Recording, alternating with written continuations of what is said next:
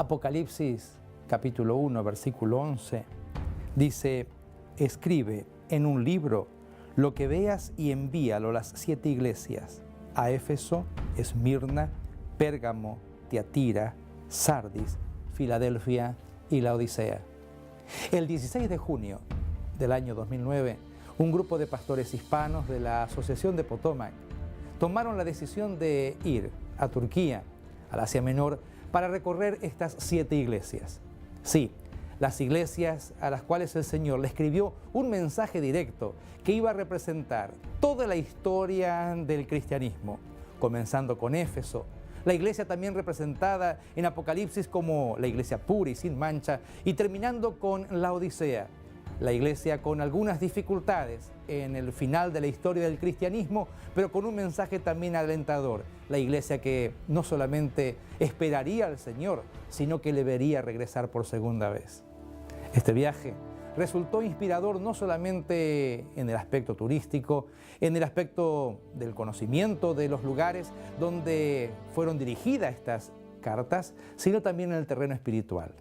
Mi querido amigo, amiga, mi querido hermano y hermana, disfruta de estas 7 cartas que hoy día tienen un mensaje también para usted. Sin duda será de bendición, como lo fue para nosotros, no solamente el conocer, el ver, el leer, sino también el aplicar estos mensajes a tu experiencia espiritual con Jesús diariamente.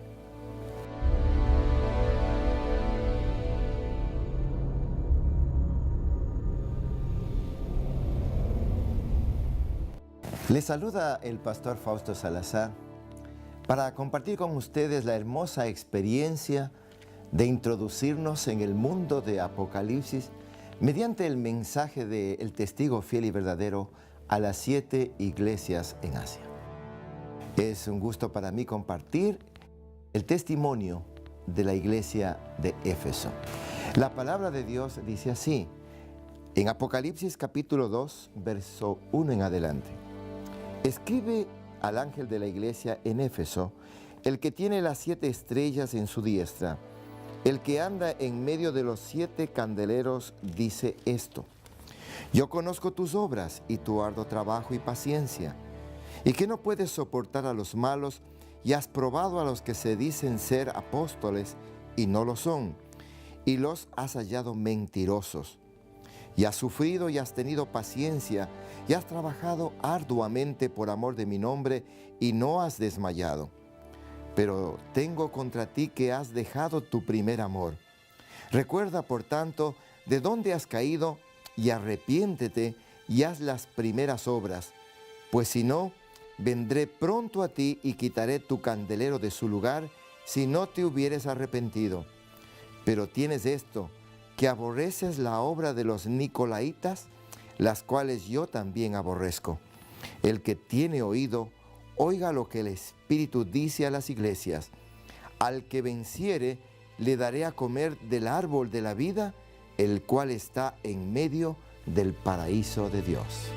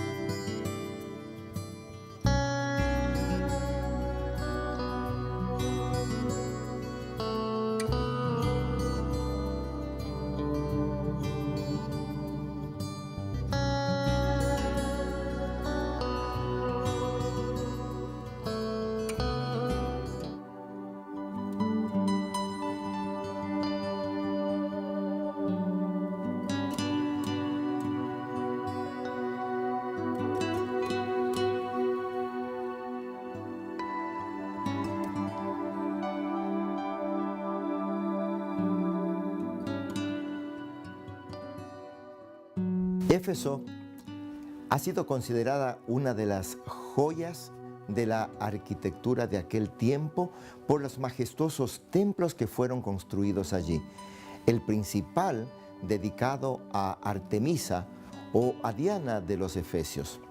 Mucha gente, muchas mujeres en forma especial trajeron todas sus joyas para que pudiera impregnarse en ese templo que más tarde fue destruido por un incendio allí en el siglo VIII antes de Cristo, donde se inició prácticamente el proceso de crear estos majestuosos santuarios a las diferentes diosas, en ese caso a la más principal, Diana, la reina o la diosa de la fertilidad.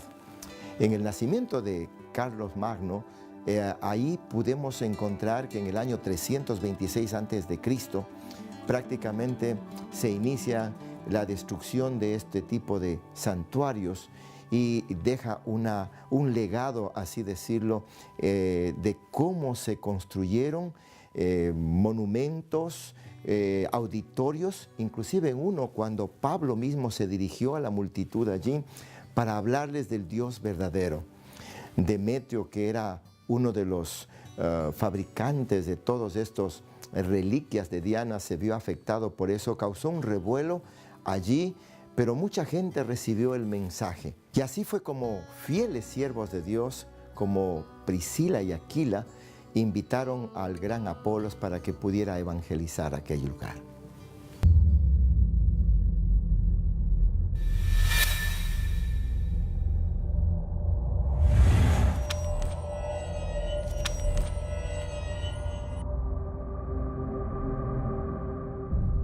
En el año 52, el apóstol Pablo fundó la iglesia de Éfeso.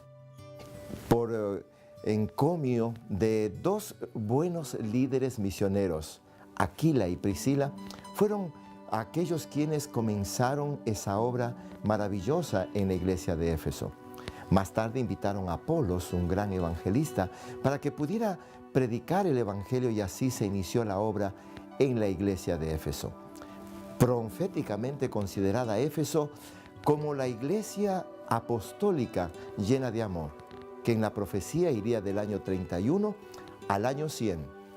Éfeso se considera por la tradición una iglesia que creció en el amor gracias al discipulado y al apostolado de Juan, el discípulo amado de Jesús. Fue su pastor. Éfeso tuvo grandes desafíos, en forma muy especial con la idolatría que allí reinaba. Jesús aparece con este primer mensaje a la iglesia de Éfeso, diciéndole: yo conozco tus obras y tu arduo trabajo y paciencia. Dos aspectos importantes en el desarrollo de la obra apostólica fue el trabajo y la paciencia y el amor con que la obra de Dios se expandió en la primera fase de esta iglesia considerada dentro de la profecía como la iglesia apostólica. Has sufrido y has tenido paciencia y has trabajado arduamente por amor a mi nombre, dice el Señor Jesús. Y aquí vemos cómo la iglesia progresó y el evangelio se expandió en el mundo conocido. Por eso Éfeso llegó a ser prácticamente la capital del cristianismo de aquel entonces. Pero tengo algo contra ti, dice el Señor Jesús, que aparece dentro de la figura como el que está en medio de los candeleros y que tiene justamente las estrellas que significan los líderes de la iglesia en su mano. Tengo algo contra ti, que has dejado tu primer amor. Y esa es la experiencia de esta iglesia, que seguramente por defender la fe y por preservar la doctrina no pudieron expandirlo como era posible. Por eso que Jesús, el testigo fiel, le dice: recuerda, por lo tanto, dónde has caído y arrepiéntete y haz las primeras obras. Esas obras de fe, de amor, de trabajo, con la cual la iglesia apostólica creció. Ese es el llamamiento que hace el Señor Jesús para esta iglesia. Pero también tiene su encomio y le dice: yo tengo que tú aborreces la obra de los Nicolaitas. Los Nicolaitas era una secta agnóstica que prácticamente tenía enseñanzas centradas en la salvación por las obras.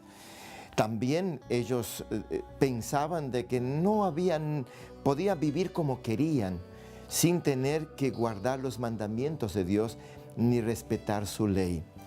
Esta obra de los nicolaitas estaba afectando a la iglesia y por supuesto la iglesia contrarrestó eso mediante la palabra de Dios.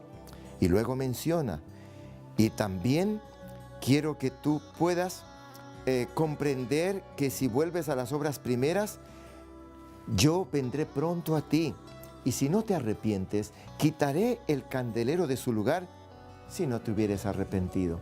Ese es el mensaje de Dios. En otras palabras, es un mensaje de amonestación, de amor, de volver a ese primer amor y de expandir el mensaje de fe, de esperanza que trae la palabra de Dios. La promesa es maravillosa y nos dice así en el versículo 7, el que tiene oído, oiga lo que el Espíritu dice a las iglesias. Al que venciere le daré a comer del árbol de la vida, el cual está en medio del paraíso de Dios. ¿No es hermosa esa promesa? Sí, es nada menos que el árbol de la salvación. Es la que el Señor nos ofrece. Qué hermoso será en aquel día cuando estaremos juntos, viviendo con el Señor en la eternidad, comiendo del árbol de la vida que el Señor preservó para que justamente aquellos que son fieles y preservan la doctrina, expanden con amor, con trabajo arduo, con sacrificio, expanden las buenas nuevas de salvación. Ese es un mensaje para ti y para mí también. Volver al primer amor. La iglesia de Éfeso es un modelo de lo que el Señor quiere que podamos nosotros actuar y hacer. Y por supuesto, este es un mensaje para los hermanos de la iglesia, como también para personas que no están dentro de la iglesia. En primer lugar, es el deseo grande de conocer al autor maravilloso del mensaje que es Jesucristo mismo.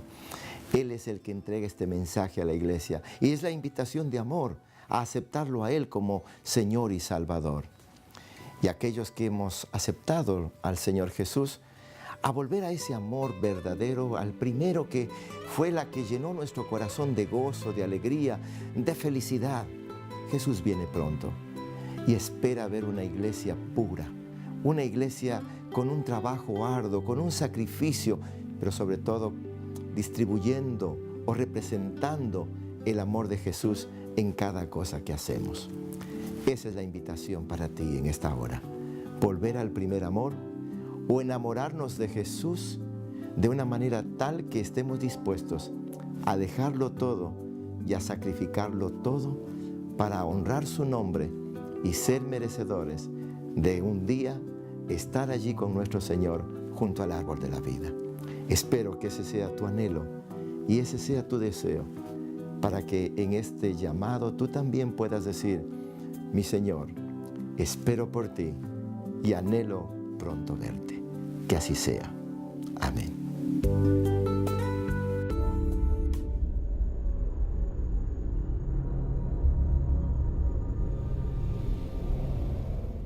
Mi nombre es el pastor Willy Benzaken.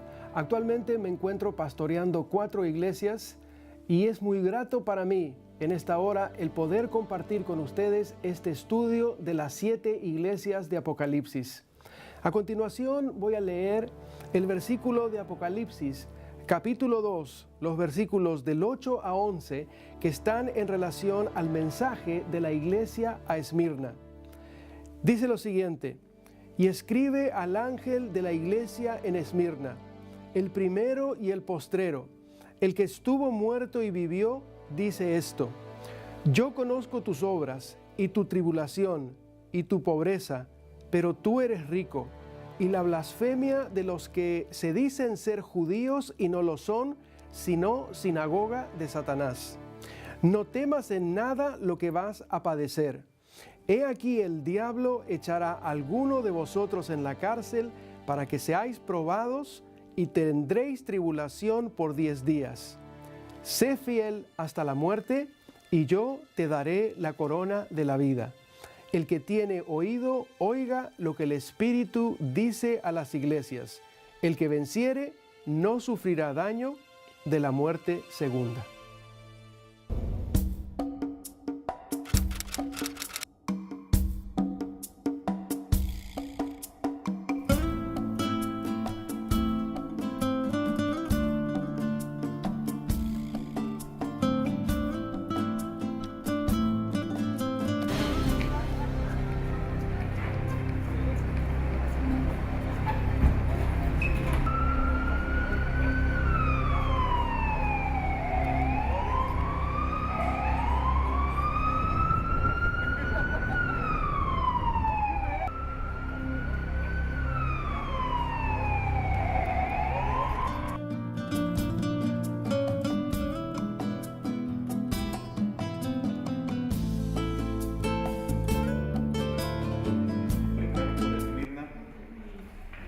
Contemporáneo y amigo de San Ignacio de Antioquía, a él escribió una de sus cartas cuando el anciano obispo antioqueño viajaba a Roma para sufrir el martirio.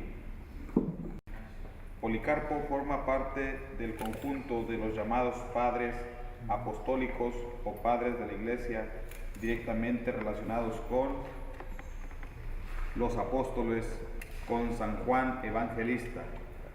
En el año 155 viajó a Roma para debatir con el Papa Aniceto algunas cuestiones de importancia para la marcha de la Iglesia. Policarpo fue martirizado en Esmirna en el año 156 a su vuelta a Roma, cuando contaba con 86 años de edad.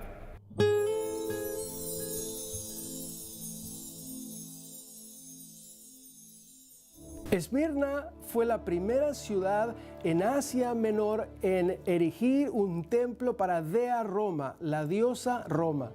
Ninguna ciudad recibió más sitios, más masacres y terremotos y plagas e incendios que Esmirna. Los judíos de esa ciudad eran poderosos y a la vez numerosos.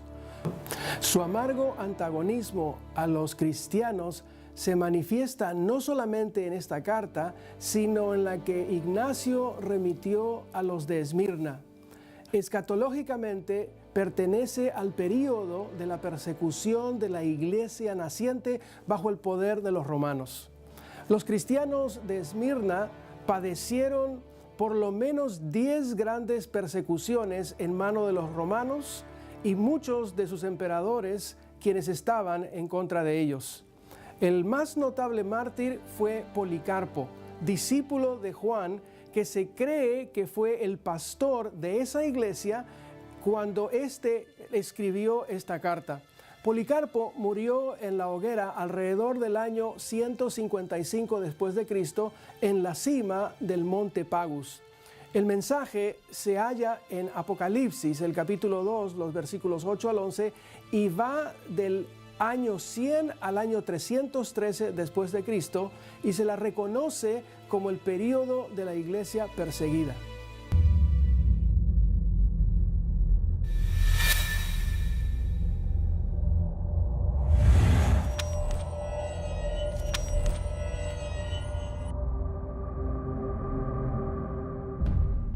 El mensaje espiritual de esta iglesia lo encontramos en el versículo 8 hasta el versículo 11 del capítulo 2. Y dice lo siguiente: escribe al ángel de la iglesia en Esmirna. Cuando nosotros vamos a buscar la palabra ángel en el griego, encontramos que ángel significa mensajero. Y la idea es de que no se estaba refiriendo específicamente a un ángel, sino se estaba refiriendo al pastor, al líder espiritual de esa iglesia. Entonces, entendiendo de que este mensaje era para el líder espiritual de esa iglesia, continúa el mensaje diciendo: el primero y el postrero, el que estuvo muerto y vivió, dice esto.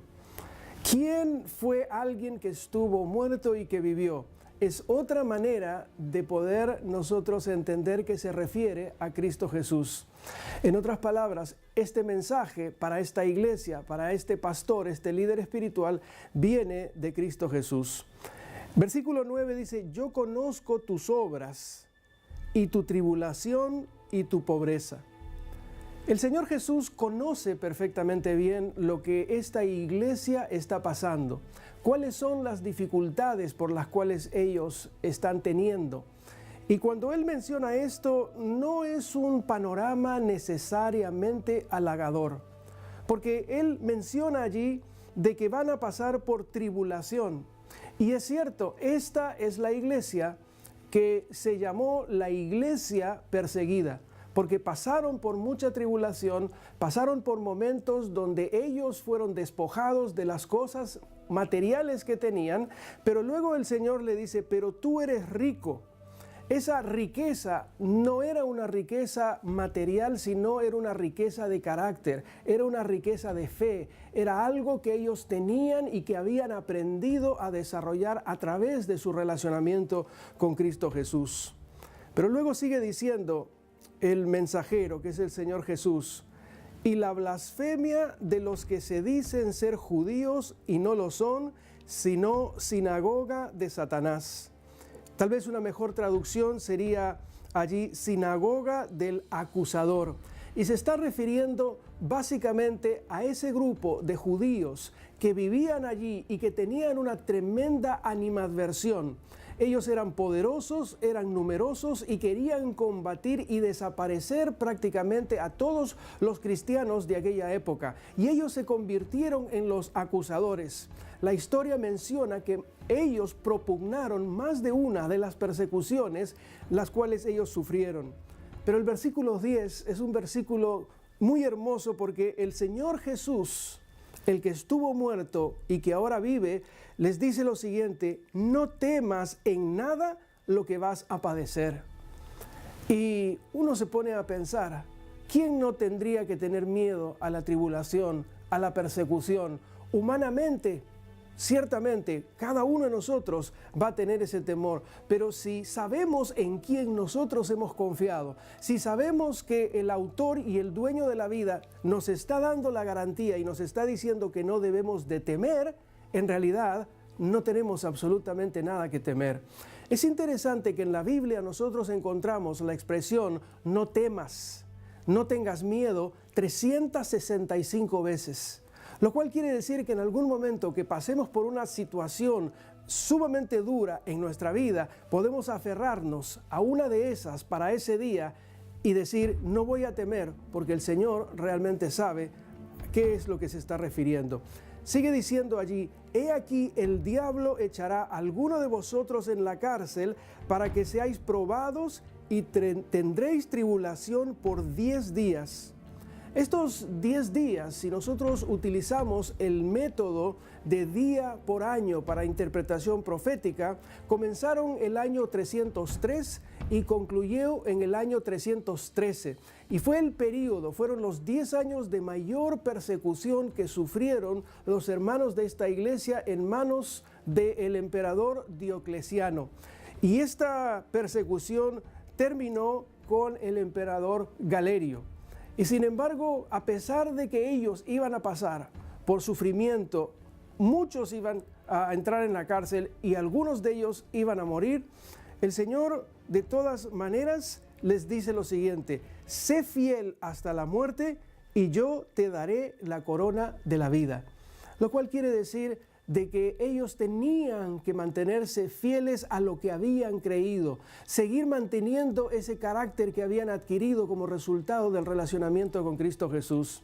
Cuando nosotros leemos aquí la expresión de la corona, no es una corona de realeza, sino es una corona de victoria que se le daba en aquel entonces a los ganadores de las Olimpiadas.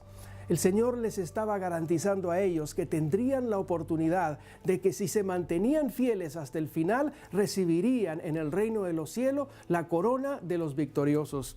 Y finalmente termina diciendo, el que tiene oído, oiga lo que el Espíritu dice a las iglesias. El que venciere no sufrirá daño de la muerte segunda. En otras palabras, si nosotros queremos escuchar y no ser oidores olvidadizos, si queremos lo que hemos escuchado ponerlo en práctica, también hay una recompensa.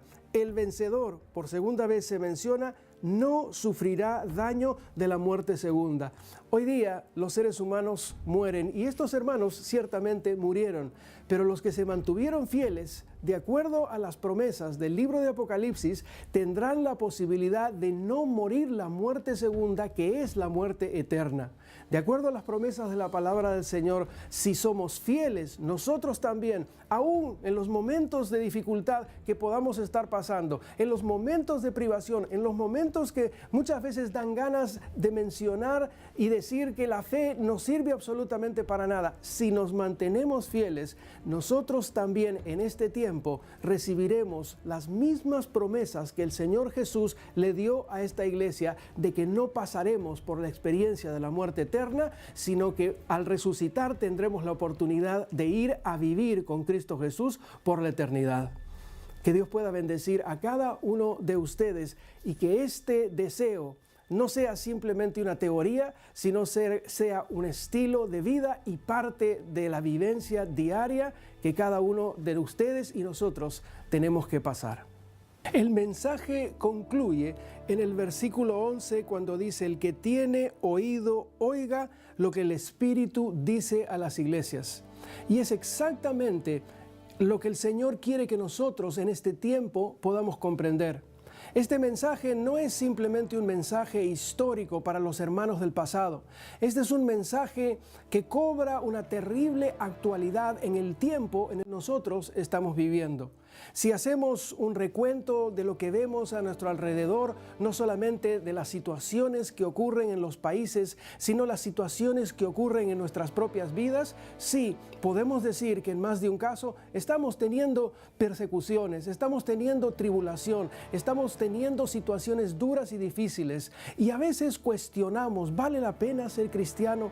¿Vale la pena realmente seguir siendo fieles a Dios?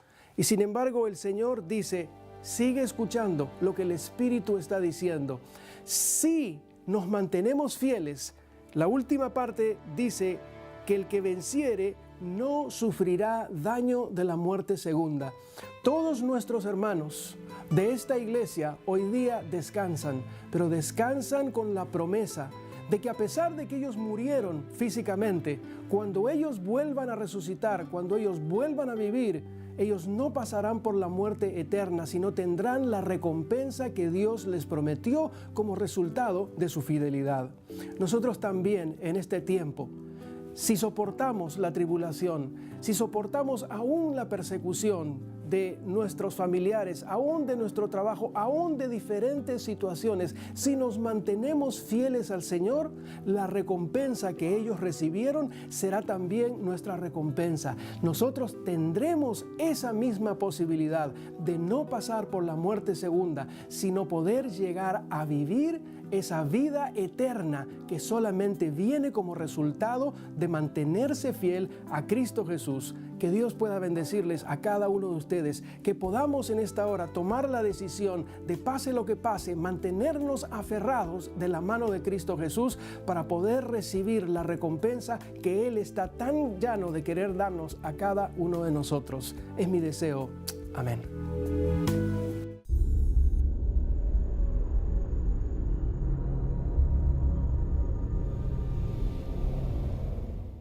Dios te bendiga. Soy el pastor Raúl Rodríguez y esta vez quiero conversar contigo acerca de la iglesia de Pérgamo, registrada en Apocalipsis capítulo 2, versículos 12 al 17. Y la palabra de Dios dice así: y escribe al ángel de la iglesia en Pérgamo, el que tiene la espada aguda de 2 filos, dice esto: yo conozco tus obras y dónde moras, donde está el trono de Satanás, pero retienes mi nombre y no has negado mi fe, ni aun en los días en que Antipas, mi testigo fiel, fue muerto entre vosotros, donde mora Satanás. Pero tengo unas pocas cosas contra ti, que tienes ahí a los que retienen la doctrina de Balaam, que enseñaba a Balac a poner tropiezo ante los hijos de Israel, a comer de cosas sacrificadas a los ídolos y a cometer fornicación. También tienes a los que retienen la doctrina de los nicolaitas, la que yo aborrezco. Por tanto, arrepiéntete, pues si no, vendré a ti pronto y pelearé contra ellos con la espada de mi boca. El que tiene oído, oiga lo que el Espíritu dice a las iglesias. Al que venciere, daré a comer del maná escondido, y le daré una piedrecita blanca, y en la piedrecita escrito un nombre nuevo, el cual ninguno conoce sino aquel que lo recibe.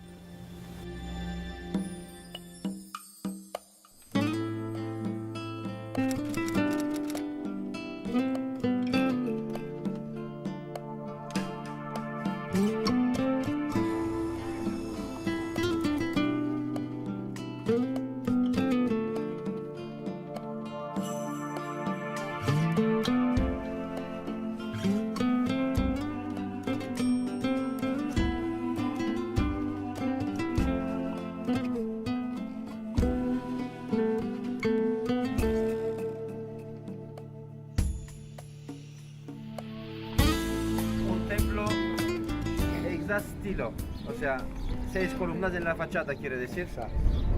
Pues la restauración, el cemento blanco, ¿no ves? Que se utiliza, donde podemos notar también la parte original, o sea, el mármol, ¿no? Con vetas grises se nota enseguida.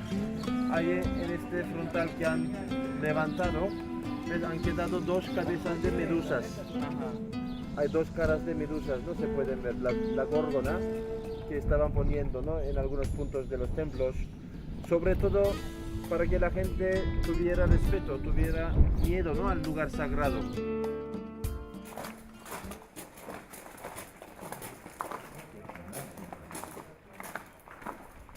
En este lugar de Pérgamo que nos encontramos, realmente nos sentimos impresionados por las enseñanzas que nosotros encontramos en la palabra de Dios, ver que este era el lugar del asiento de Satanás por todo el paganismo y todas las cosas que se encontraban en este sitio, y cómo nuestros hermanos del pasado tuvieron que mantenerse fieles a las enseñanzas de la palabra de Dios para no acceder a la tentación de la manera del medio ambiente en el cual ellos nos rodeaban. Y eso es un ejemplo para nosotros en el tiempo que vivimos frente a las circunstancias que nosotros mismos tenemos que enfrentar. Muy bien, realmente el lugar donde estaban, una verdadera fortaleza, con un valle muy amplio con la vista hacia el mar.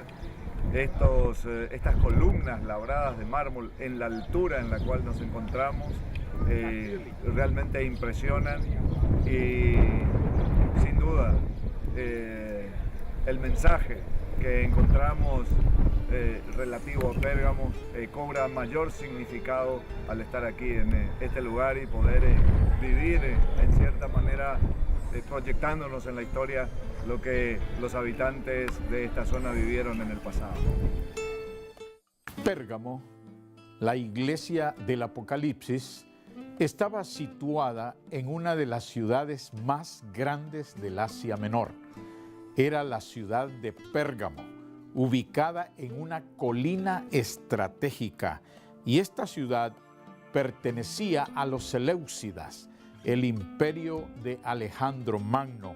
Por lo tanto, era una ciudad muy famosa que se llegó a establecer en el año 282 antes de Cristo y permaneció hasta la muerte de Attalus, cuando él en el año 133 había aceptado también a la ciudad de Pérgamo como parte del imperio de Roma.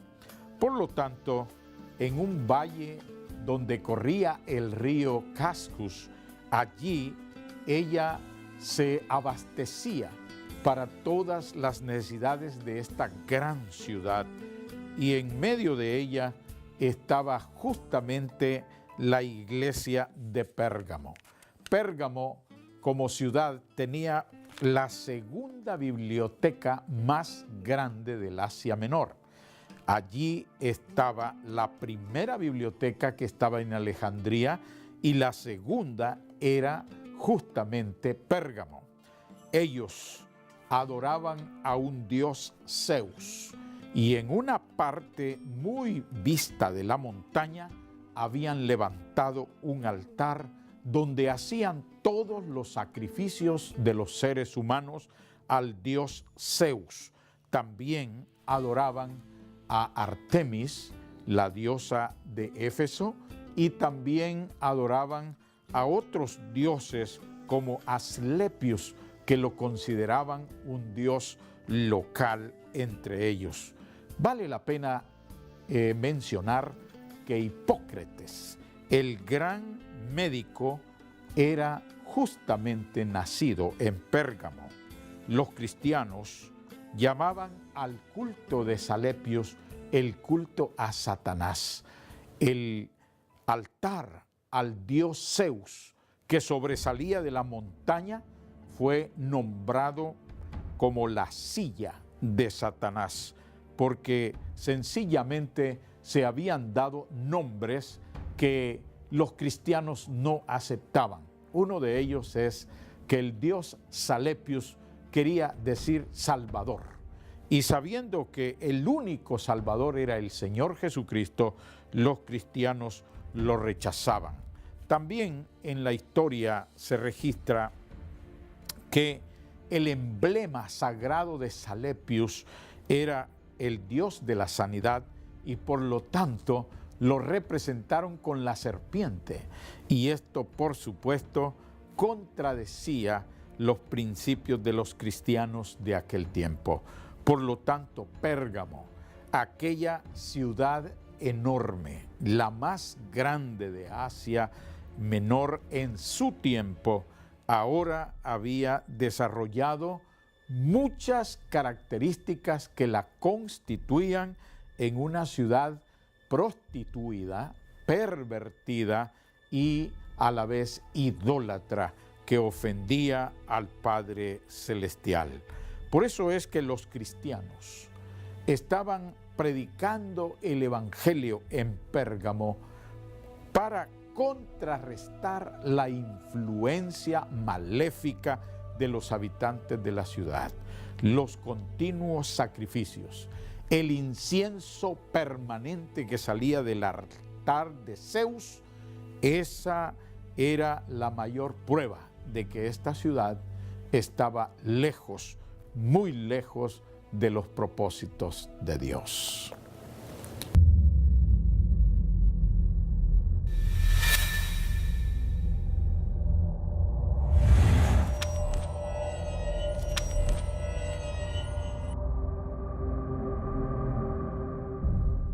Es interesante notar cómo Dios dice: yo conozco tus obras. El Señor no pasa por alto las situaciones imperantes de la vida. Cada uno de nosotros tenemos que responder a nuestro Padre en cuanto a lo que hacemos, lo que decimos y lo que retenemos. En este caso, la palabra de Dios dice: tú retienes mi nombre. Qué linda declaración, porque aquí Dios le dice a la iglesia: tú no has negado mi fe, tú estás firme, sigues guardando los mandamientos, sigues perseverando en la fe, y aunque algunos han muerto por mí, tú insistes en ser mi testigo fiel en estos tiempos difíciles. Qué hermoso saber que Dios valora nuestros esfuerzos. Sin embargo, Dios le dice: tengo unas pocas cosas contra ti. Y la queja de Dios a la iglesia de Pérgamo es muy sencilla. Tú tienes a Balaam, este hombre que enseñaba a Balac a poner tropiezo, este hombre que por ir tras el dinero estaba decidido aún a hacer lo que no tenía que hacer. Y justamente lo pone de ejemplo para que nosotros entendamos que cuando estamos en los caminos de Dios, todo nuestro ser, toda nuestra vida debe estar entregada a ese propósito. Por eso dice que ellos, por haber tenido la doctrina de Balaam, también se habían desviado en comer cosas sacrificadas a ídolos. Como dice la palabra del Señor, que cuando nosotros guardamos todos los mandamientos, pero falseamos en uno, somos hechos culpables de todos. Así sucede en nuestra vida espiritual. Cuando no somos consecuentes, cuando no somos sinceros, cuando no somos firmes en la fe, somos dados a falsear nuestra vida espiritual. Por eso Él nos llama y dice: arrepiéntete. Si no, vendré pronto a ti y pelearé contra ellos con la espada de mi boca. Esa espada de dos filos que está hablando a Pérgamo es la palabra de Dios. Y Dios nos habla todos los días a través de su palabra para que nosotros podamos escuchar y poner a tono nuestra vida con las cosas que Dios quiere que hagamos de acuerdo a su santa y divina voluntad. Querido hermano, no hay duda que el Señor te está diciendo que te dará una piedrecita blanca en representación a que tú ya has sido sellado para vida eterna. En este caso, por tu lucha, por tu amor, por lo que has hecho por el Señor, Dios te da una piedrecita blanca y tendrás allí un nombre nuevo. Y esto es lo que el Señor quiere para ti, que permanezcas firme hasta el fin. Como dice la palabra, sé fiel hasta la muerte y yo te daré la corona de la vida. Te espera entonces esa linda recompensa. Aprovéchala, porque aún es tiempo de poner nuestra vida a cuentas con Dios. Que Dios te bendiga y te ayude a conquistar esta recompensa final.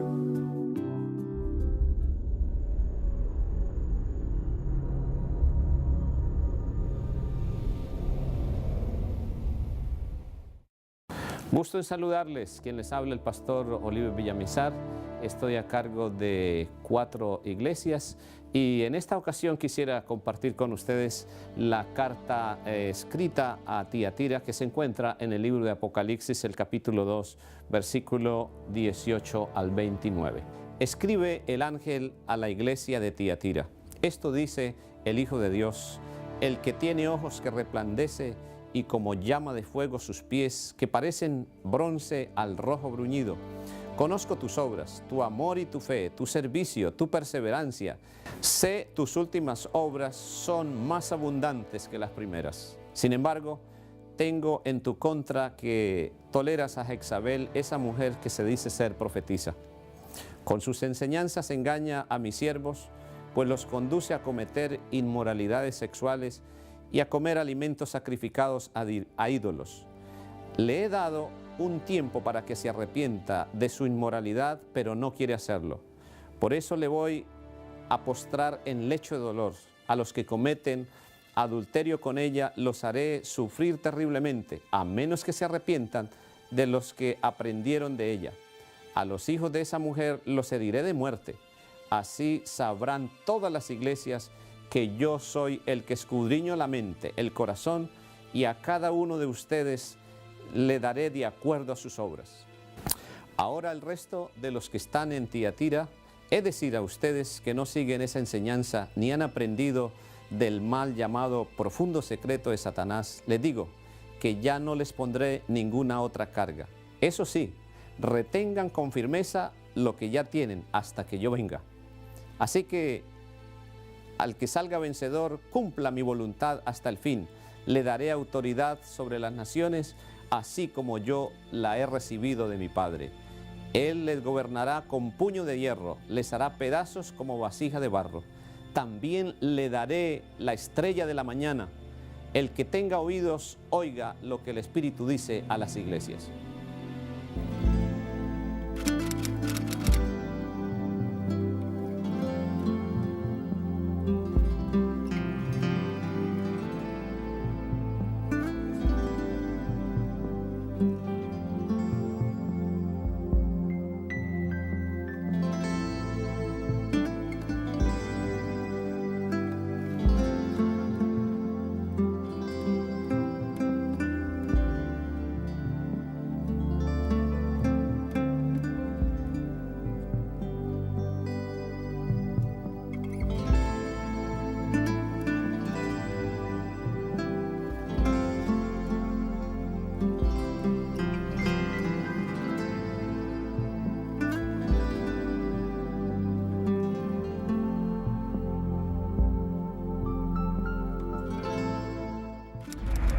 Estamos en este momento en Tiatira, prácticamente en uno de los lugares únicos que quedan de la iglesia cristiana.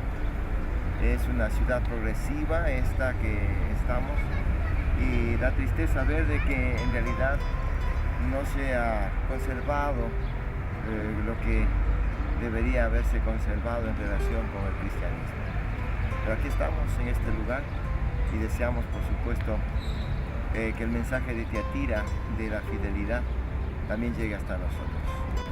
Y nos habla de que justamente el que persevere hasta el fin, ese será salvo. Que Dios pueda ayudarnos a comprender en esta experiencia que en realidad podíamos encontrar y podemos ver los vestigios de un cristianismo sacrificado y floreciente. Dios pueda bendecirnos a ser fieles hasta el fin.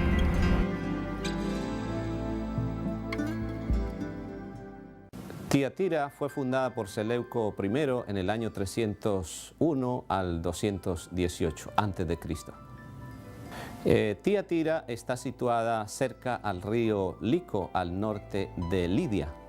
Tiatira significa dulce sabor del trabajo. Es la ciudad más pequeña de todas las demás iglesias. Es conocida en su tiempo porque se desarrollaron las diferentes industrias dedicadas a la lana, al tejido del lino, pero especialmente a la púrpura.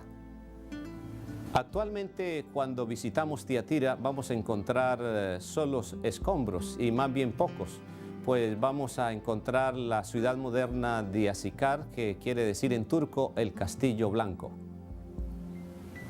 Según el libro de los Hechos, el capítulo 16, versículo 14, nos narra que Pablo tuvo un encuentro con una mujer, Lidia, de Tiatira, y era una mujer muy especial, pues se dedicaba a vender telas famosas de esa gran ciudad.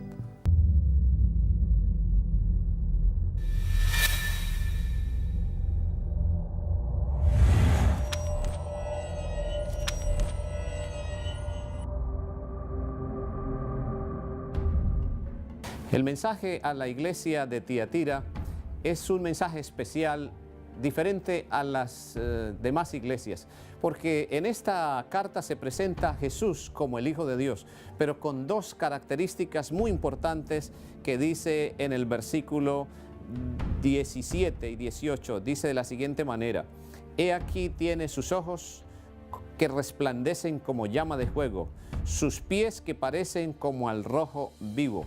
Conozco tus obras, tu amor, tu servicio, tu perseverancia, y sé que estas obras son mejores y más abundantes que las primeras.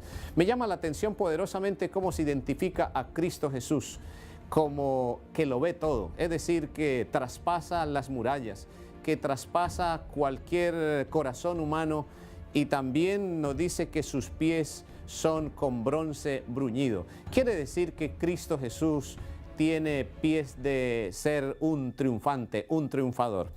Sobre todo le dice al mensaje de esta iglesia, le dice: tú tienes cosas muy buenas, pero sobre todo tiene amor. Y claro, al tener amor le induce a tener fe, le induce a tener perseverancia, le induce a tener servicio.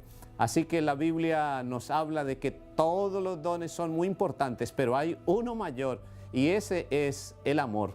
Por eso Pablo dice que si dedicara su cuerpo para ser sacrificado, si no tiene amor, de nada sirve. Y una característica de la iglesia de Tiatira era precisamente el amor. Así que Jesús, el Hijo de Dios, resalta esas cualidades lindas y hermosas de la iglesia de Tiatira. Sin embargo, hay algo negativo en la iglesia de Tiatira, y dice que tiene allí a una mujer que se llama profetisa, y esa mujer es Jezabel. Jezabel en el Antiguo Testamento es una de las mujeres, o prácticamente la mujer más perversa, más mala, que induce a la idolatría, que induce a los profetas, a 450 profetas, para que rindan culto a Baal. Conocemos la historia cuando también le dice aquellas palabras de persecución a Elías, y Elías, por miedo de esta mujer, entonces va a una cueva y se esconde por algún tiempo. Ahora en la iglesia de Tiatira también hay ese espíritu que se presenta en el Antiguo Testamento relacionada con Jezabel. Jezabel inducía a dos cosas: inducía a la inmoralidad sexual, a la prostitución, pero eso conllevaba también a la idolatría, a la adoración de otros dioses, especialmente a Baal. En este tiempo también nosotros somos llevados como cristianos a la tentación de estas situaciones, a buscar a otros dioses. Como dice aquí, el pecado grande que inducía a esta mujer era la inmoralidad sexual. Así que es un llamado para nosotros hoy en día a estar de parte de Jesús, ya que Él conoce el corazón, escudriña la mente, como dice en el versículo 23, yo soy el que escudriña la mente y el corazón, y doy a cada uno de acuerdo a sus obras. Ahora, mis apreciados que me escuchan, no todo era malo en la iglesia de Tiatira. En el versículo 24 dice que en la iglesia de Tiatira están aquellos que se han mantenido fieles, aquellos que se han mantenido de parte del Señor, dispuestos aún a morir. Me llama la atención en los versículos 29, dice, eso sí, retengas con firmeza lo que ya tienes hasta que yo venga. Y al final de la carta a Tiatira le dice que el que salga vencedor, porque Cristo desde el comienzo como Hijo de Dios se presenta como el vencedor.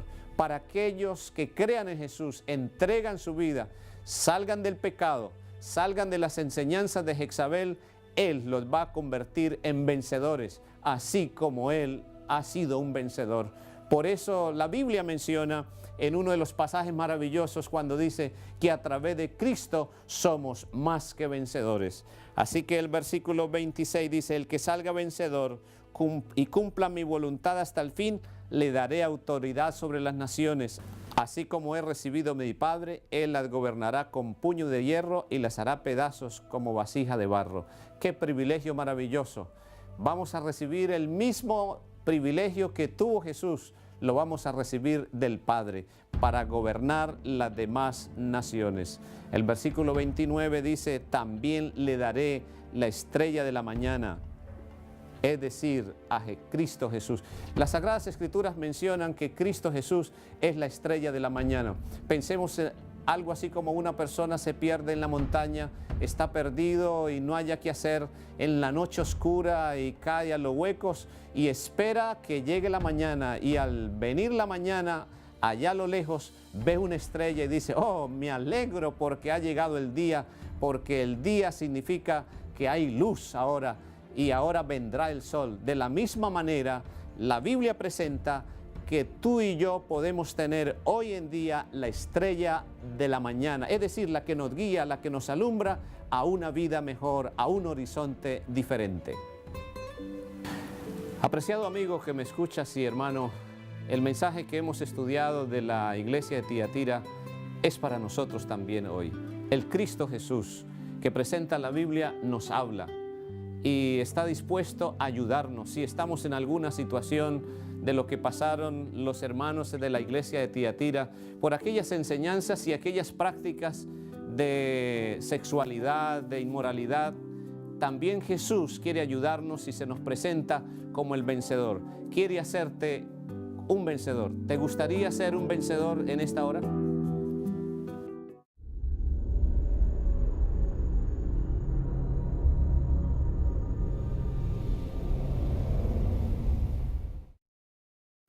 Querido amigo que me escuchas, te saluda el pastor José Espósito, quien dirige los ministerios hispanos de la Asociación de Potomac en los Estados Unidos de Norteamérica. Apocalipsis capítulo 3 presenta en sus primeros versículos la iglesia de Sardis, una de las 7 iglesias, de las 7 cartas escritas a estas 7 iglesias del Asia Menor con mensajes extraordinarios para nuestro tiempo. El mensaje profético dice de la siguiente manera: escribe al ángel de la iglesia de Sardis. Esto dice el que tiene los 7 espíritus de Dios y las 7 estrellas. Conozco tus obras, tienes fama de estar vivo, pero en realidad estás muerto. Despierta, reaviva lo que aún es rescatable, pues no he encontrado que tus obras sean perfectas delante de mí. Así que recuerda lo que has recibido y oído y obedécelo y arrepiéntete. Si no, te mantienes despierto, cuando menos te lo esperes, caeré sobre ti como un ladrón. Sin embargo, tienes en Sardis a unos cuantos que no se han manchado la ropa. Ellos, por ser dignos, andarán conmigo vestidos de blanco. El que salga vencedor se vestirá de blanco. Jamás borraré su nombre del libro de la vida, sino que reconoceré su nombre delante de mi Padre y delante de sus ángeles. El que tiene oídos, que oiga lo que el Espíritu dice a las iglesias.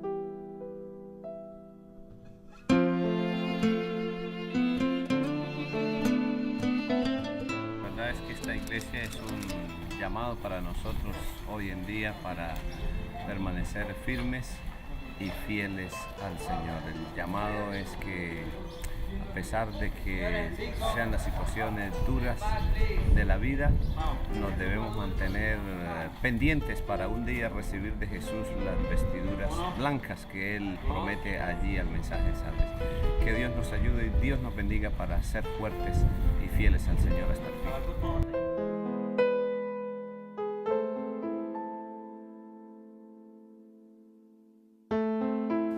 Sardis, la quinta iglesia o el quinto mensaje presentado en los capítulos 2 y 3 del libro de Apocalipsis, tiene un contenido muy especial para nosotros hoy.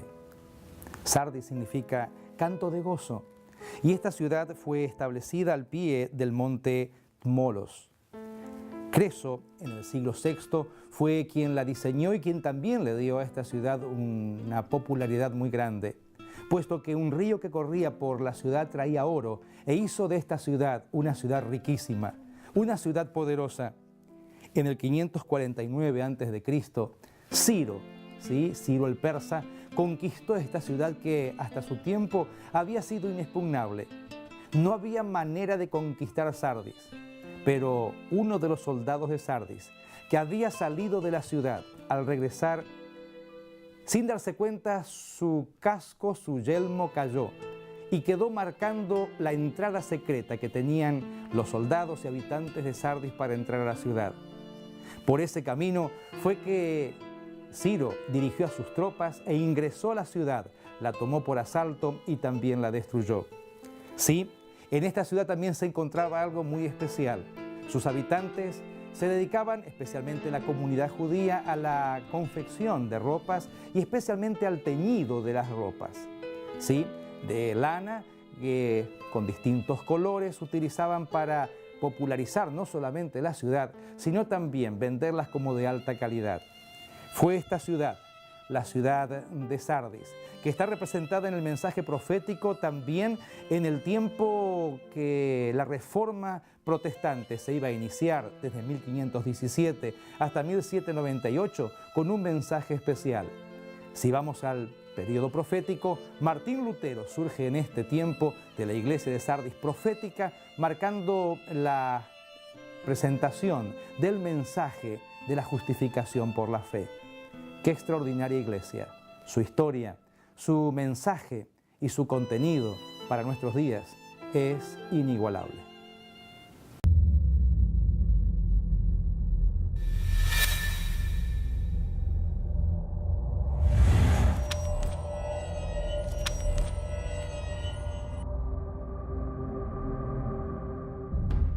Sin duda, el mensaje para la iglesia de Sardis en sus inicios no es bonito.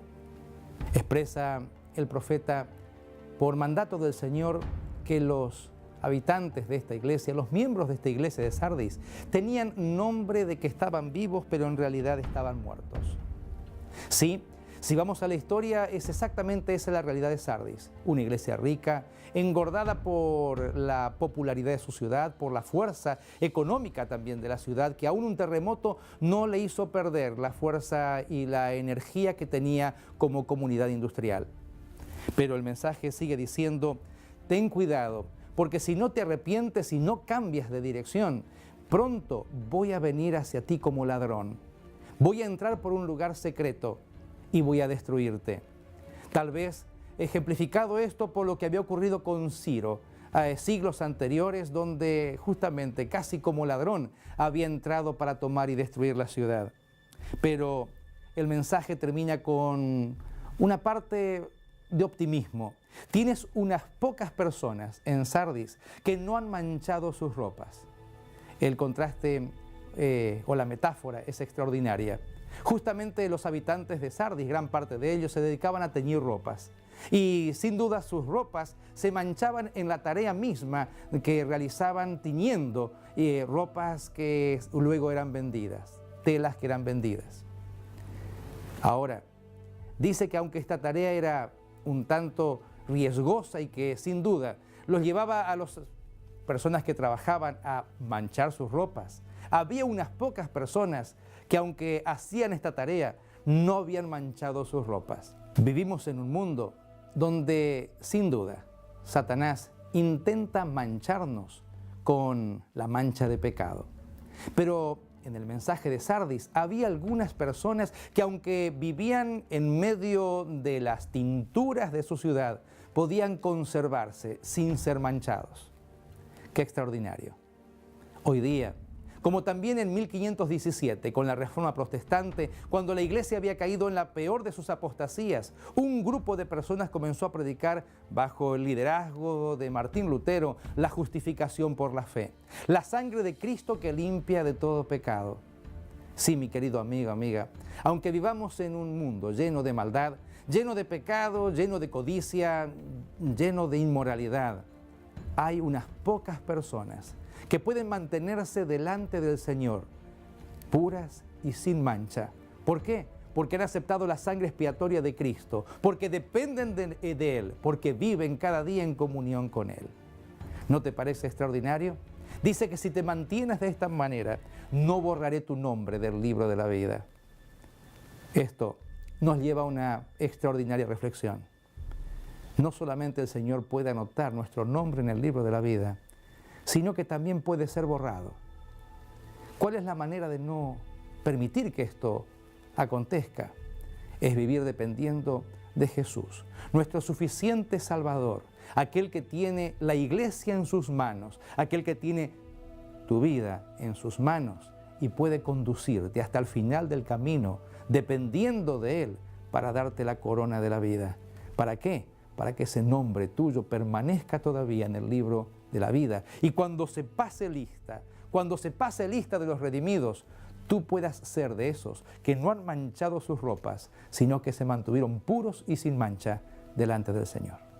Querido amigo, el mensaje a Sardis concluye diciendo: confesaré su nombre delante de mi Padre y delante de los ángeles que están en los cielos.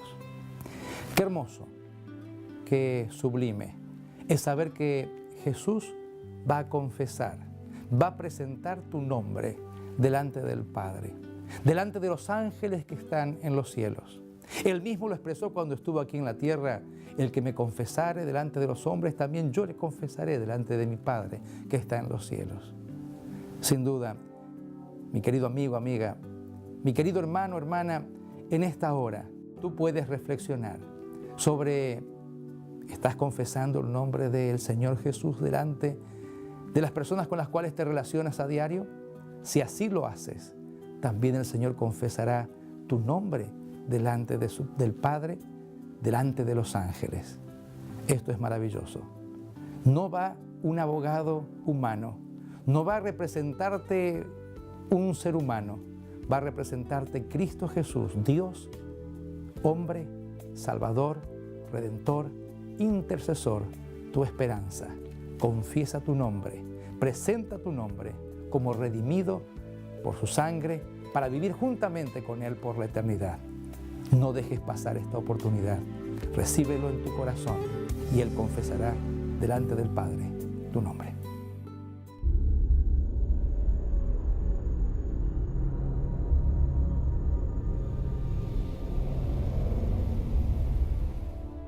Hola, soy el pastor Muñoz y te quiero hablar acerca de la iglesia de Filadelfia.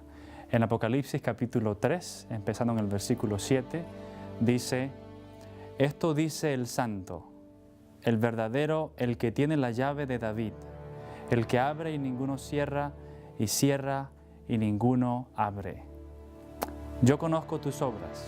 He aquí, he puesto delante de ti una puerta abierta, la cual nadie puede cerrar, porque aunque tienes poca fuerza, has guardado mi palabra y no has negado mi nombre. He aquí, yo entrego de la sinagoga de Satanás a los que se dicen ser judíos y no lo son, sino que mienten. He aquí, yo haré que vengan y se postren a tus pies y reconozcan que yo te he amado. Por cuanto has guardado la palabra de mi paciencia, yo también te guardaré en la hora de la prueba que ha de venir sobre el mundo entero para probar a los que moran sobre la tierra. He aquí, yo vengo pronto. Retén lo que tienes, para que ninguno tome tu corona. Al que venciere, yo lo haré columna en el templo de mi Dios y nunca más saldrá de allí. Y escribiré sobre él el nombre de mi Dios y el nombre de la ciudad de mi Dios, la nueva Jerusalén, la cual desciende del cielo de mi Dios, y mi nombre nuevo. El que tiene oído, oiga lo que el Espíritu dice a las iglesias.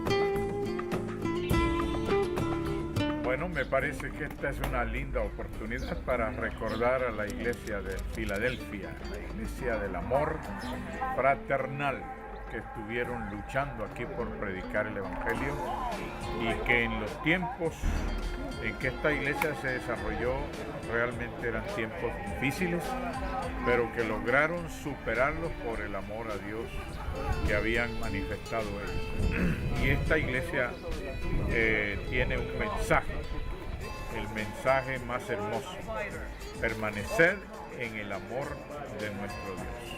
Ese es el mensaje que ella transmite. Así que esperemos que esto nos ayude a que nuestra iglesia también se reavive y tenga ese amor que Dios quiere que se desarrolle en nuestra iglesia.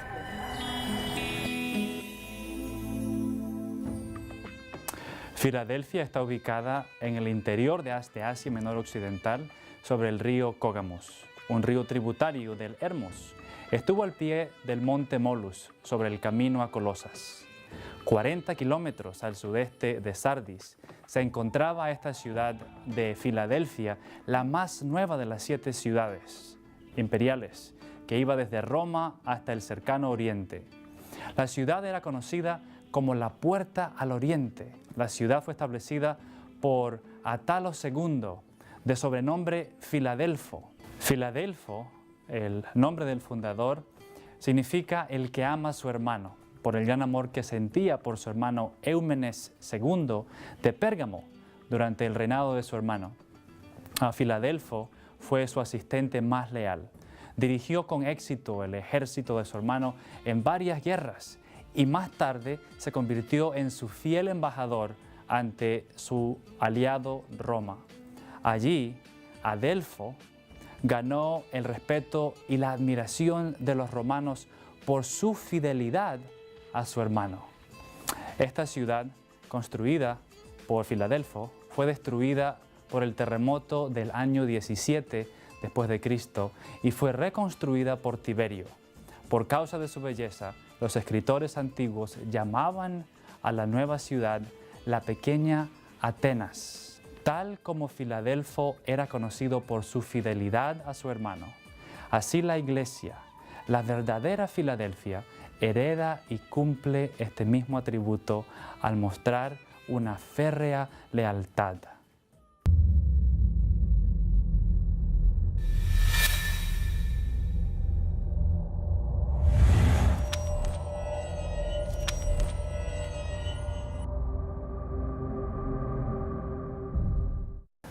¿Alguna vez te sentiste con poca fuerza?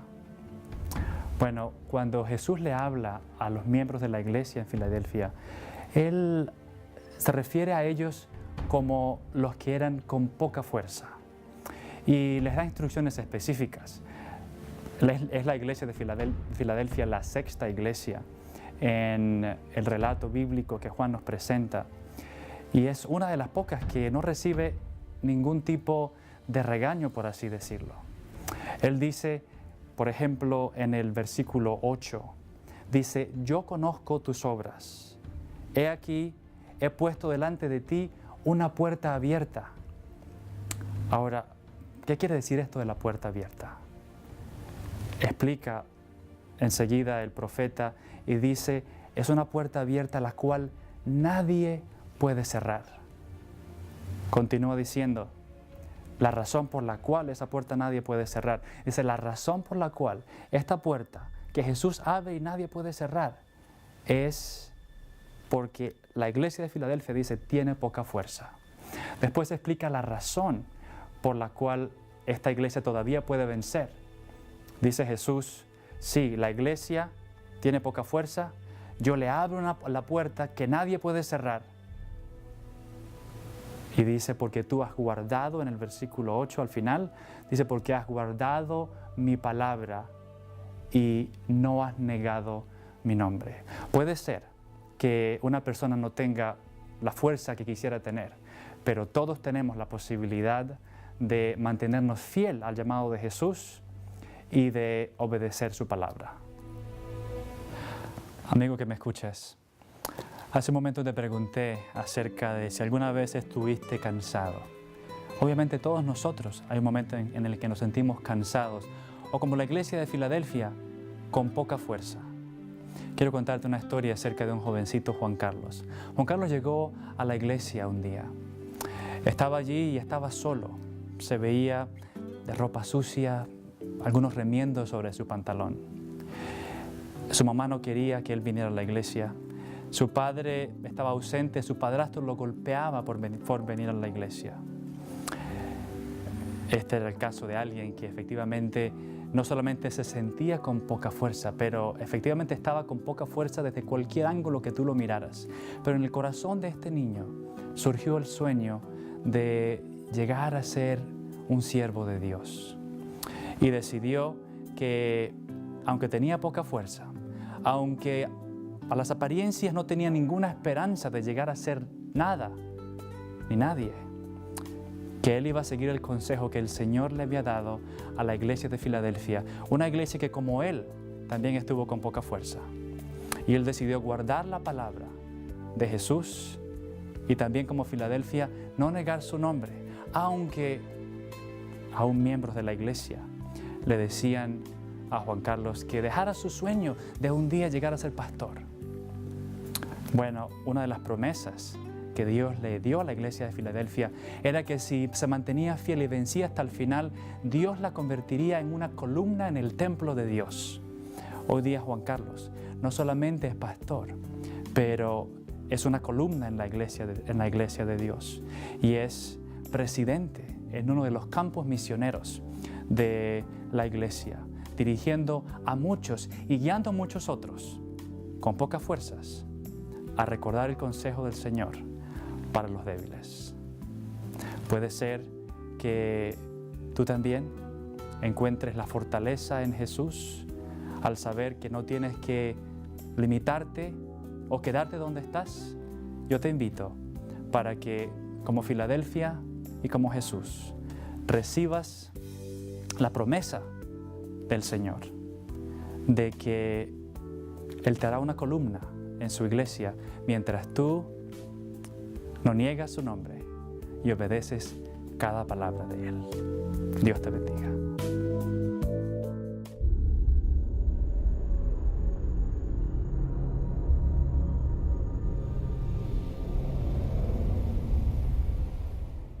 Es una alegría poder saludarles en esta ocasión en el anhelo de las más ricas bendiciones de Dios para cada uno. Mi nombre es Pastor Henry Schimpf y juntos vamos a analizar el mensaje a la iglesia de la Odisea. El libro de Apocalipsis, en el capítulo 3, a partir del verso 14, se registra el mensaje a la iglesia de la Odisea. Escribe el ángel de la iglesia de la Odisea. Esto dice el Amén, el testigo fiel y veraz, el soberano de la creación de Dios. Conozco tus obras, sé que no eres ni frío ni caliente. Ojalá fueras lo uno o lo otro. Por tanto, como no eres ni frío ni caliente, sino tibio, estoy por vomitarte de mi boca. Dices, soy rico y me he enriquecido y no me hace falta nada, pero no te das cuenta de que el infeliz y miserable, el pobre, ciego y desnudo, eres tú. Por eso te aconsejo que de mí compres oro refinado en fuego, para que te hagas rico, ropas blancas para que te vistas y cubras tu vergonzosa desnudez, y colirio para que te lo pongas en los ojos y recobres la vista. Yo reprendo y disciplino a todos los que amo. Por lo tanto, sé fervoroso y arrepiéntete. Mira que estoy a la puerta y llamo. Si alguno oye mi voz y abre la puerta, entraré y cenaré con él y él conmigo. Al que salga vencedor le daré el derecho de sentarse conmigo en mi trono, como también yo vencí y me senté con mi Padre en su trono. El que tenga oídos, oiga lo que el Espíritu dice a las iglesias.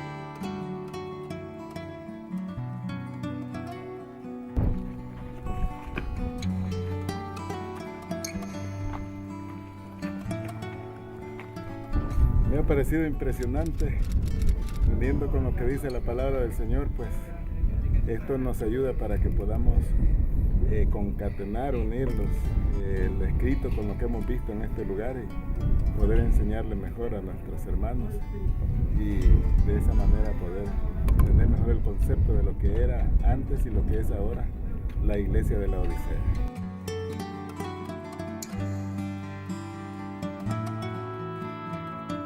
duda la emoción que hay de estar en los lugares donde los apóstoles no solamente estuvieron, sino que también escribieron cartas definidas para estos lugares que tienen una connotación para nuestro tiempo y que también nos representan.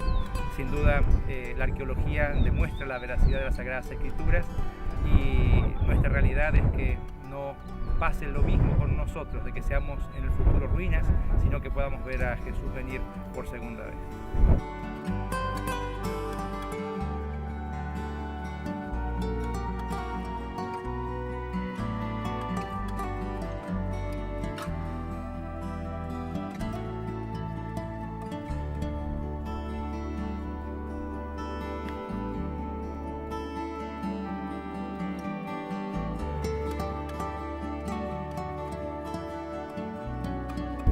A la iglesia de la Odisea está referido para nosotros, y creo que al caminar y al mirar lo que el Señor le dijo al ángel de la Odisea, uno siente en el corazón que ese mensaje cobra una realidad y también nos hace reflexionar para poder realmente agradar a quien dio ese mensaje, ¿no?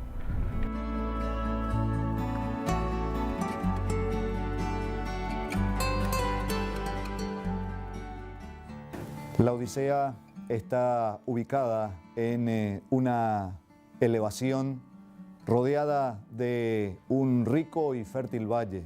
Se proveían de agua desde las termas de Pamukkale, que aún funcionan en la actualidad. Hay algunos aspectos que destacan a la Odisea.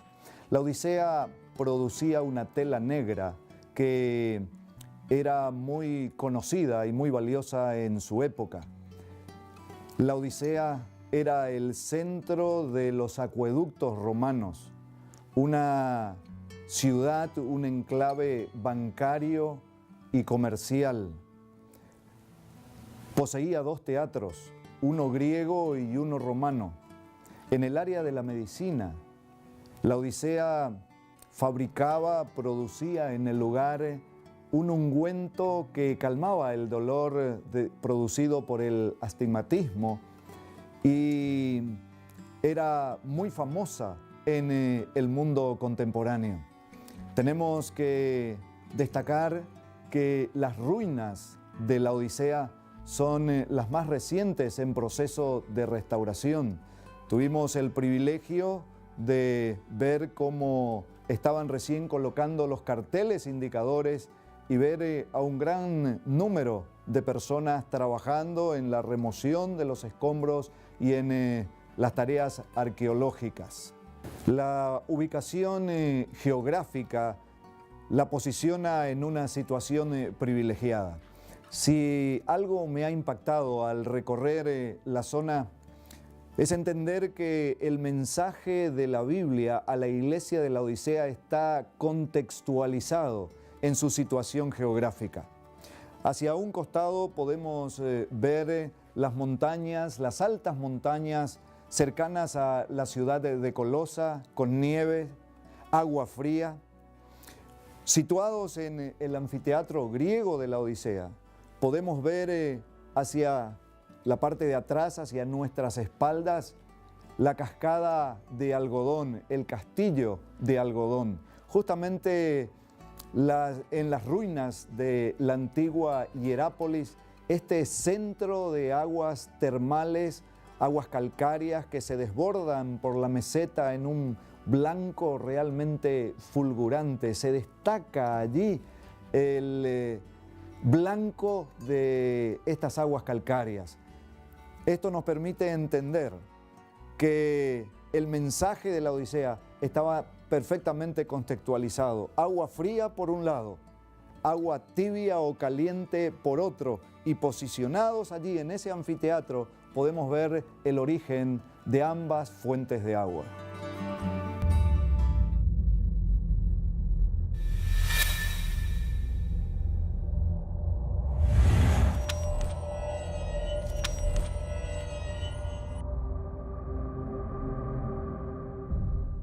En cuanto a la aplicación bíblica, partimos del entendimiento de que cada mensaje a la respectiva iglesia tenía una triple aplicación. En cuanto a la proyección profética, está representando la Odisea el capítulo final de la historia de este mundo, previo a la venida de nuestro Señor Jesucristo, la condición de la iglesia, la condición de la humanidad. Es una iglesia que no tiene elogio, sí algunas críticas. Se sentían ricos, se sentían poderosos, producían el mejor de los ungüentos para el dolor producido por el astigmatismo, pero no podían ver lo que realmente Dios deseaba que ellos vieran. Por eso el consejo es: unge tus ojos con colirio para que veas. El mensaje del Señor para la Odisea era: ojalá fuese frío, como las aguas provenientes de la cercana Colosa, aguas de deshielo que descienden de las montañas muy frías. Ojalá fueses caliente, como las aguas que están justamente detrás del castillo de algodón de las actuales termas de Pamukkale.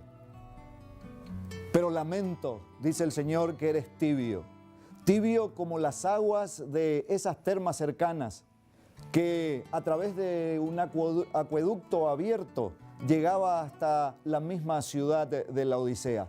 Salían calientes, pero cuando llegaban estaban tibias, no podían ser utilizadas.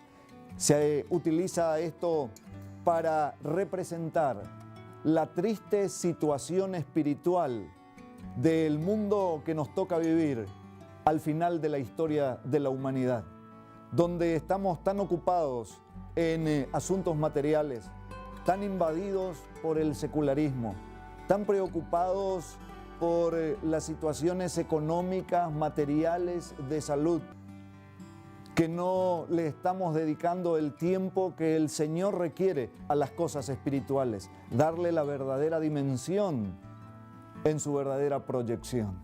El Señor aconseja que de Él compremos oro refinado en fuego para que seamos ricos. No confiemos en nuestra propia condición, en nuestra propia capacidad, sino en lo que el Señor puede darnos, en lo que Él puede proveer. Colirio, para que de esa manera podamos ver y no hacer como los laodicenses que confiaban en su ungüento, que podamos tomar ese colirio de parte del Señor. Y Él en su palabra dice: si alguno oye mi voz y abre la puerta, entraré a Él y cenaré con Él y Él conmigo. El Señor te invita a que tomes una decisión por Cristo Jesús, que no te quedes allí en la mitad del camino, tibio, para no ser vomitados por su boca. Es tiempo de decidir, tiempo de definiciones. Es tiempo de esperar al Señor que está próximo a venir.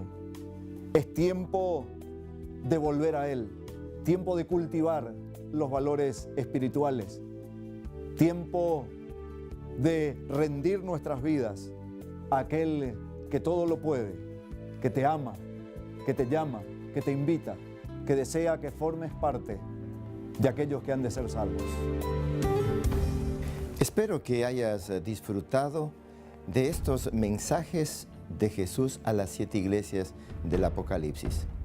En verdad, de gran contenido histórico y deslumbrante contenido profético también. Pero el propósito de este material no ha sido solamente mostrarte las impresionantes ruinas y los aspectos en donde se encuentran ahora localizadas estas iglesias en Turquía, sino más bien llevarnos a una experiencia personal de ver cómo estos mensajes contemporizados ahora a las realidades humanas han servido para llegar a tu corazón con un mensaje de fe, de amor y de esperanza. El énfasis de estos mensajes, como has podido notar en la palabra de Dios, se centra en el pronto advenimiento de Jesús. Él comienza diciendo: vengo pronto, y luego concluye en el último llamado a la iglesia de la Odisea diciendo: yo estoy a la puerta y llamo. En realidad, la esperanza gloriosa del pronto advenimiento de Jesús es el centro principal de los mensajes que Dios tiene para la humanidad. Por ello, anhelamos que cada una de estas enseñanzas y sobre todo los llamados que Dios nos hace es a una preparación para el pronto advenimiento de Jesucristo. Esta invitación que nos hace Jesús, el testigo fiel y verdadero, cuando nos dice: yo estoy a la puerta y llamo. Si alguno oye mi voz y abre la puerta, yo voy a entrar a él y permanecer con él. ¿No es linda la promesa de Jesús? ¿Te gustaría, apreciado amigo y hermano, aceptar en este momento el llamado que Jesús te hace? Abrir la puerta de tu corazón para que Cristo realice esa obra de transformación en tu vida. Ese es el anhelo de Dios. Ese es el anhelo de Jesús. Él quiere morar contigo en la eternidad. Por eso insiste en que Él viene pronto a buscarte. Yo te invito a que en esta ocasión entonces puedas decirle con esta sencilla oración conmigo: gracias Jesús por la invitación que tú me haces de entregarte mi vida. Gracias por hacerme ver mi condición. Gracias porque ahora puedo ver con claridad cuáles son los propósitos por los cuales tú me llamas para prepararme y vivir contigo en el cielo en la eternidad. Guíame, Señor, a través de tu Santo Espíritu y permite que estos mensajes sean tan relevantes en mi vida que recuerde que tú estás para guiarme, dirigirme, enseñarme y corregirme, para así estar listos para tu encuentro. Gracias, gracias Jesús. Amén.